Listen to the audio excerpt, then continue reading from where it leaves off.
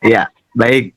Ini sebelum kita sebagai konteks ya, pemberian konteks, saya putarkan video yang sudah viral, namun tetap akan saya putarkan terlebih dahulu supaya lengkap perbincangan kita pada siang hari ini. Berikut ini videonya. Kurang lebih 4 juta ya kalau nggak salah. Itu yang tidak tercatat lebih banyak deh. Iya, saya info dari Maluku, dari Papua, Dengar baik. Banyak. Kalau semua nih Mbak Alawi bersatu, Indonesia selesai sama Mbak Alawi. Serius? Enggak benar Bib, serius. Nah, itulah tadi videonya. Selesai bagaimana Beb? Buktikan Beb. Kalau kamu mau berontak Indonesia, ya. Berapa Balawi semua di Indonesia? Mau 4 juta. Rakyat Jawa Timur lebih banyak Beb, 41 juta jiwa. Ya, kalau kamu mau berontak Indonesia, lebih baik kamu pulang. Ya, sebelum kepala para Habib kupenggal kepalanya para Habib di Indonesia. Ya, bangsat anjing babi kepala Habib, bangsat anjing babi Habib yang ada di Indonesia. Ya, dajjal dan iblis Habib yang ada di Indonesia. Dan saya berdoa mudah-mudahan Habib ini benar-benar melaksanakan apa yang disampaikan di video itu, sehingga kita bisa segera menghabisinya gitu. Kita deportasi atau ya terserah seperti 65 gitu. Karena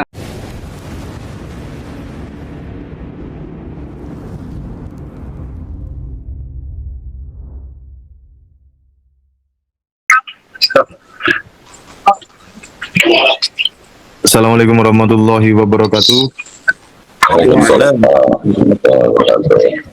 Selamat siang kepada seluruh warga pribumi Nusantara dimanapun Anda berada, dari Indonesia Barat sampai Indonesia bagian timur. Pada siang hari ini kami podcast bersama tiga tokoh sekaligus. Yang pertama adalah Gus Fuad, kemudian kedua Gus Nurdin dan Pak Yai Ahmad Toifur dari Papua, dengan topik bagian timur Indonesia merespon ancaman Habib Balwi. Baik, Pak Gus Mugi, dipersilakan. Oke, terima kasih. Assalamualaikum warahmatullahi wabarakatuh. Selamat siang para pemirsa dan para Kiai Ahmad Taifur dan Kiai Gus Yai Fuad Peret dan Mas Rifki. Alhamdulillah Basurina kita bisa bersilaturahim. Moga-moga bisa menyambung silaturahim lebih berkah lagi nih Pak Kiai Jayapura. Monggo Mas Rifki, dimulai aja lah masalah perburuannya, baru nanti kita mengkomentari. Ya, baik. Ini sebelum kita sebagai konteks ya, pemberian konteks, saya putarkan video yang sudah viral, namun tetap akan saya putarkan terlebih dahulu supaya lengkap perbincangan kita pada siang hari ini. Berikut ini videonya. Gus Fuad mungkin barangkali berkenan mematikan mic terlebih dahulu karena suaranya masuk. Bisa enggak? Bisa ya? Ya. Kurang lebih 4 juta ya kalau nggak salah. Itu yang tidak tercatat lebih banyak deh. Iya, saya info dari Maluku, dari Papua, Dengar baik. Banyak. Kalau semua nih Mbak Alawi bersatu, Indonesia selesai sama Mbak Alawi. Serius? Enggak benar Bib, serius. Nah, itulah tadi videonya. Selesai bagaimana Beb? Buktikan Beb. Kalau kamu mau berontak Indonesia, ya. Berapa Balawi semua di Indonesia? Mau 4 juta. Rakyat Jawa Timur lebih banyak Beb, 41 juta jiwa.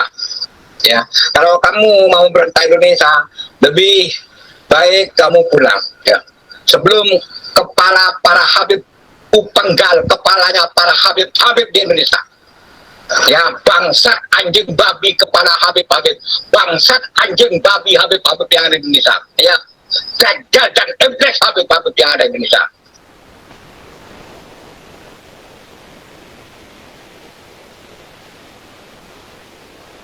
Ya, itu video dari budak dan seorang Habib, kemudian direspon oleh pribumi Nusantara dengan sebuah ekspresi kemarahan yang saya dapat memaklumi dan memahami serta mewajarkan itu. Untuk pertama saya ke Kiai Ahmad Thaifur dulu. Bagaimana Kiai Thaifur menyikapi yang menurut saya ini merupakan sebuah ancaman dari klan Habib Alwi kepada bangsa Indonesia? Menurut Kiai Thaifur bagaimana? Baik, Gus. Menurut saya memang apa yang dilakukan oleh Mbak Alwi, kalau mohon maaf kalau saya tidak menyebutnya Habib atau Habaib, tidak menyebut itu. Kenapa? Karena menurut saya dengan saya memanggil Habib, saya sudah menyalahi sabda baginda Rasulullah SAW yang beliau menyampaikan bahwa keturunan beliau yang dari Sayyidina Hasan itu disebut Sayyid, dan yang disebut yang dari Sayyidina Husain disebut Syarif. Itu maka dengan nama Habib itu berarti sudah menyalahi daripada apa yang disampaikan oleh baginda Rasulullah SAW. Dengan demikian saya tidak akan menyebutnya mereka dengan sebutan tersebut, maka saya menyebutnya dengan sebutan Ba'alawi. Baik. Memang dari pengamatan saya dari tahun 2021, mereka yang saya ketahui dari tahun 2021 saya keliling Pulau Jawa 4 kali dalam waktu 1 tahun. Ketika saya bersilaturahim ke tempat-tempat guru saya dari Jawa Timur sampai ke Banten, maka saya juga singgah ke tempat-tempat para Ba'alawi, di mana mereka ternyata mereka juga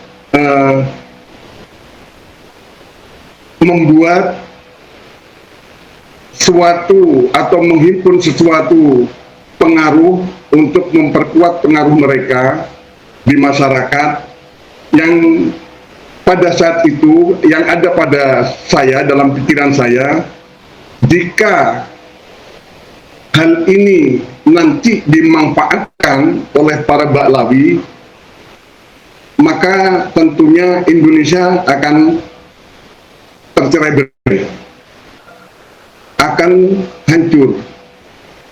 Dan terbukti pada beberapa hari ini ada video viral, meskipun saya tidak tahu video panjang seperti apa, namun dengan kata-kata tersebut, dengan kalimat-kalimat yang dilontarkan tersebut, itu merupakan suatu wujud apa yang saya khawatirkan dari tahun 2021, di mana saya keliling Pulau Jawa. Dan hal tersebut itu harus kita sikapi dengan sungguh-sungguh agar hal tersebut tidak sampai terjadi. Dan saya yakin apabila masyarakat kita tahu tentang itu, masyarakat kita akan membela kepada nusa, bangsa dan negaranya. Meskipun mereka pada saat ini masih terkekang oleh doktrin-doktrin para Ba'alawi, namun ketika mereka mengetahui yang sebenarnya tujuan daripada Ba'alawi, maka saudara-saudara kita yang terkena bius, terkena hipnotis, terkena sihir daripada doktrin Ba'alawi, insya Allah mereka akan tersadarkan dan akan kembali ke pangkuan Ibu Pertiwi. Dan kalimat tersebut sangat membahayakan bagi kita bangsa Nusantara, bangsa Indonesia, sangat membahayakan sekali. Dan itu kalimat tersebut itulah yang memang saya mau dikatakan kita nantikan, ya memang kalimat itu yang saya tunggu-tunggu, karena memang pada tahun itu saya berpikiran bahwa mereka apabila berkumpul bersatu itu akan mengalahkan kita semua, akan menghancurkan kita semua. Namun demikian saya mendukung kepada para Ba'alawi, mendukung sekali agar mereka segera melanjutkan rencana-rencananya, melanjutkan tujuan-tujuannya. Kenapa? Karena kalau menunggu nanti-nanti, keburu pengaruhnya, pengikutnya habis, tergerus oleh tokoh-tokoh kita yang tergabung di tesisnya yang dikomandani Kiai Imaduddin dan kawan-kawan Betagus Pleret, Kiai Tubagus Nur Fadil, Mas Rizky, Kiai Nur Ihya, dan kiai-kiai di Madura, itu nanti akan tergerus oleh mereka. Namun demikian, saya juga mengingatkan kepada para Ba'lawi, ingatlah, bangsa Indonesia ini adalah bangsa yang dikjaya sakti mandraguna. Kenapa saya katakan demikian? Karena bangsa Indonesia ini tidak sama dengan bangsa-bangsa yang lain. Contohnya Amerika yang dulu dijajah, asli suku Amerika tinggal sekian persen yang tersisa. Kemudian Australia, suku Australia juga tinggal hitungan ribuan sampai saat ini. Hampir habis karena penjajah. Namun bangsa Indonesia dijajah sekian ratus tahun oleh Portugis, oleh Belanda, oleh Jepang. Terbukti bangsa Indonesia sakti mandraguna, bisa merdeka dan bisa jaya sampai sekarang. Itu tanggapan sementara saya, Mas Rizky, Tubagus Nur Fadil, dan Gus Fuad Pleret. Baik, terima kasih Pak Yai Thaifur. Saya punya beberapa pertanyaan, tapi itu akan saya simpan untuk nanti. Saya ke Gus Fuad. Gus Fuad, begitulah videonya dan sudah viral di media sosial. Kemudian begitulah tanggapan dari Pak Yai Thaifur dari bagian timur Indonesia. Kalau Gus Fuad sendiri, bagaimana Gus Fuad? Jadi jumlah Habib dan Habibah di Indonesia, kalau kita cek sensus penduduk ya, data-data kependudukan, itu saat ini itu maksimal jumlahnya Habib dan Habibahnya itu maksimal hanya sekitar 150-an ribu orang. 150 ribu orang. Sementara penduduk Indonesia kan sekarang ada di kisaran 280 juta. Jadi kira-kira Habib dan Habibah itu sebagai populasi di Indonesia itu cuma 0,05% lah. Ya, itu menurut data kependudukan ya. Nah, tapi arogansinya luar biasa, menyakiti yang 280 juta bangsa Indonesia itu, yang terdiri dari berbagai macam etnis dan suku bangsa. Dan mereka merasa dan menempatkan dirinya sebagai ras yang paling tinggi, yang paling mulia, dan paling hebat lah, sehingga ada video itu tadi itu yang diputar itu menunjukkan betapa arogansi dan rasisme mereka kepada bangsa Nusantara itu tercermin dari video tersebut gitu. Dan saya berdoa mudah-mudahan Habib-Habib ini benar-benar melaksanakan apa yang disampaikan di video itu, sehingga kita bisa segera menghabisinya gitu. Kita deportasi atau ya terserah seperti 65 gitu. Karena populasi yang begitu kecil itu menurut saya sangat signifikan ya, mempengaruhi bagaimana memprovokasi bangsa Indonesia untuk melawan Pancasila, untuk merusak Bhinneka Tunggal Ika, untuk menegakkan daulah khilafah, untuk menegakkan syariat Islam versi tafsir mereka yang radikal dan dungu itu. Dan ini negara harusnya turun tangan. Makanya kemarin saya kecewa itu dengan pernyataannya Pak Menteri Agama, Pak Nazarudin. Dia menganggap masalah ini masalah sepele, jangan macankan kucing, jangan kucingkan macan loh. Ini beliau ini paham nggak apa itu peta persoalannya itu? Kalau dipikir teroris itu cuma berapa gelintir kan yang aktif selnya itu. Tapi kan itu membahayakan kehidupan bersama sebagai bangsa dan negara. Nah ini Habib ini jelas mereka dengan berbagai macam topeng peran masing-masing, mereka itu kompak, baik yang halus maupun yang kasar, baik yang intelek maupun yang dungu, sama-sama mereka itu ingin menegakkan khilafah, mengganti Pancasila dengan khilafah, dan menempatkan diri mereka sebagai ras mulia, sebagai ras penguasa. Ini baru populasinya 0,05% saja. Udah bisa kita lihat berapa yang jadi bupati, berapa yang jadi wakil bupati, berapa yang jadi wali kota, berapa yang ini gitu. Ini teman-teman juga mulai menyuarakan ya. PKS saja ya. Sekarang kan udah diokupasi oleh kelompok Habib dan Habibah itu. Nah ini negara harus hadir gitu. Negara harus hadir. Dan ya mudah-mudahan Allah itu akan semakin menunjukkan kepada kita, memprovokasi kekonyolan para Habib ini, sehingga ya kita harapkan mereka Habib ini benar-benar melakukan tindakan-tindakan kriminal dan kekerasan secara masif, sehingga negara punya alasan untuk mengambil tindakan. Kira-kira gitu Mas Riki. Baik, Gus Wab. Gus Mogi. Oke, terima kasih Mas Rifki, Yai Thoifur dan Gus Wad. Saya sependapat apa yang disampaikan oleh Yai Thoifur dan juga Gus Wad Peret Jogja. Jadi kalangan Habib Alawi ini pada tataran sensusnya jumlahnya kecil, tapi mereka itu bagaikan kutil, bagaikan bisul yang kalau didiamkan saja ini akan mengganggu dari populasi umat Islam Indonesia maupun rakyat Indonesia secara keseluruhan. Nah, di mana dalam video tadi saja mereka dengan sombongnya itu mengungkapkan angka yang diperbesar sampai dengan 4 juta. Nah, itu pun andai kata betul ya, mungkin digabung dengan para muhibin, jumlahnya pun juga masih minoritas. Kalau dari sensus penduduk Indonesia, rakyat Indonesia di tahun 2024 ini sudah di kisaran 282 juta.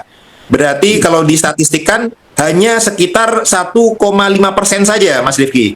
Dan apabila dibandingkan dengan jumlah umat Islam Indonesia yang sekitar 148 juta, itu berarti sekitar 1,6% saja 4 juta itu.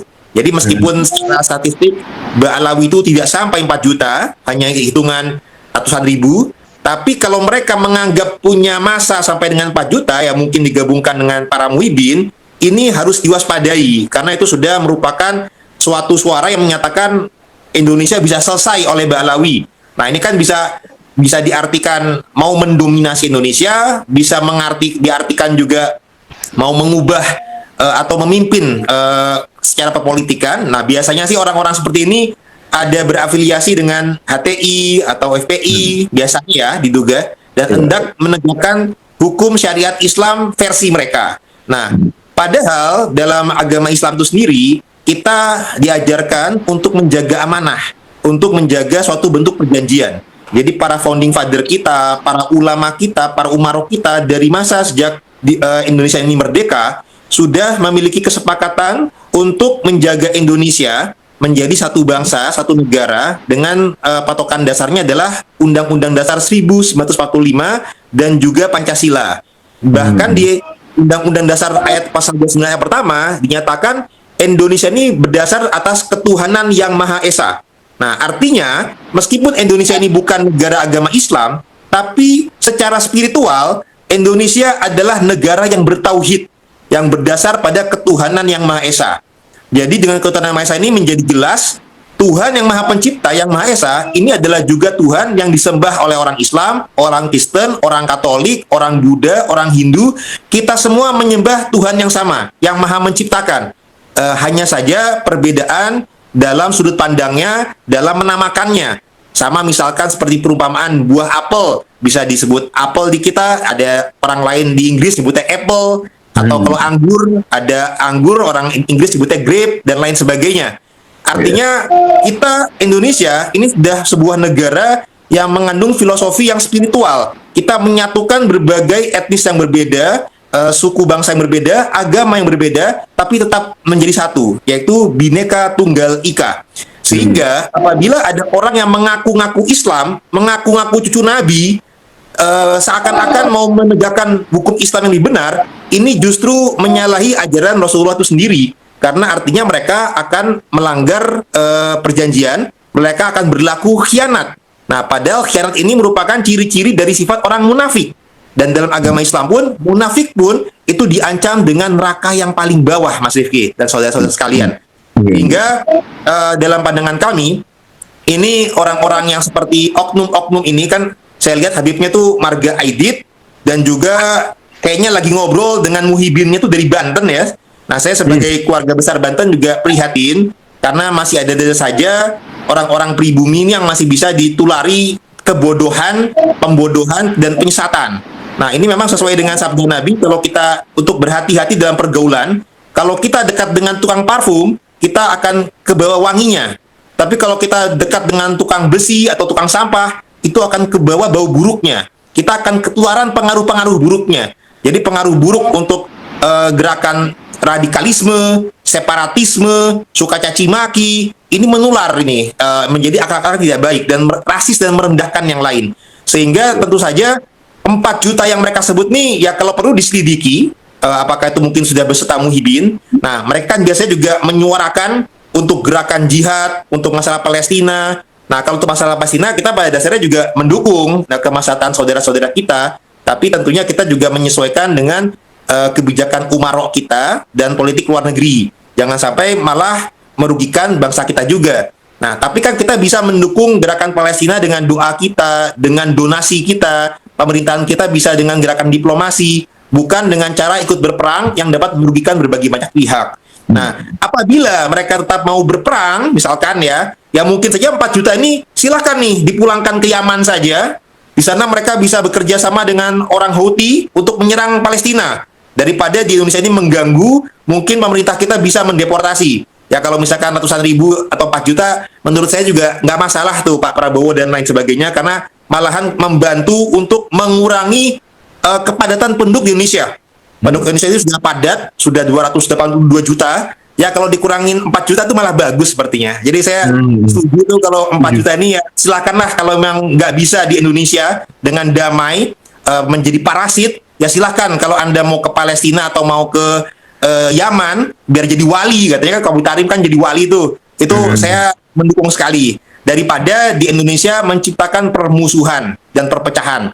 Nah, apalagi kan dengan 4 juta ini kita sudah melihat sejarah mereka ini sudah berbagai macam yang kadang-kadang mereka tutupi, tapi alhamdulillah wa syukurillah sekarang sudah mulai terkuak rekam jejak historisnya.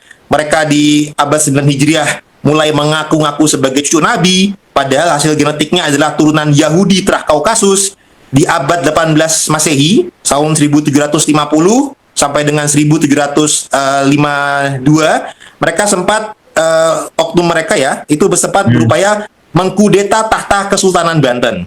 Kemudian di abad 19, tahun 1800-an, ternyata dalam perang Diponegoro pun mereka menjadi agen pihak Belanda itu untuk memecah belah perjuangan masyarakat muslim saat itu, bahkan melobi Pangeran Diponegoro untuk mau berunding dengan pemerintah Belanda, sehingga Pangeran Diponegoro berhasil ditangkap, dijebak, kemudian perjuangannya dihentikan. Itu juga karena ulah daripada oknum-oknum Habib.